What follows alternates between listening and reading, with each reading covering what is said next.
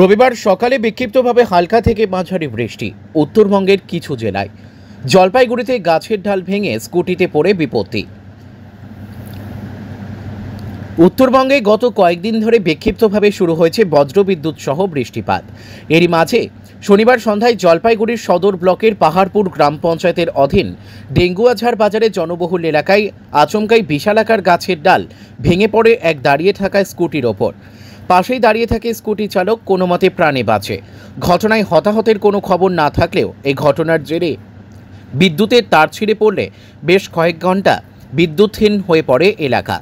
ঘটনায় চাঞ্চল্য ছড়ায় এলাকায়। Bureau report, news today India.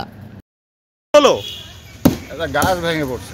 কোথায় গাছ ভেঙে পড়ছে? গাছ পড়ছে এখানেই আমাদের এই যে বাগানে যাইতে গার্ডেনে ঢুকতে। কিসের উপর পড়ছে? স্কুটির উপরে। স্কুটির উপরে কেউ ছিল? লোক ছিল না, লোকটা ছিল না এখানে। ও গাড়িটা রেখে গেছে, যাওয়ার পরই গাছটা পড়ছে, সরে যাওয়ার পর গাছটা পড়ছে। আচমকাই কি পড়ছে? আচমকাই পড়ছে। ও বৃষ্টির জন্য বহু পুরোনো গাছ, গাছ সব পচে গেছে। এরকম অনেক গাছই আছে, এরকম সব পচে যাচ্ছে। কারো কি একটা ব্যবস্থা না করলে ঠিক হবে না, কখন কার উপরে পড়ে।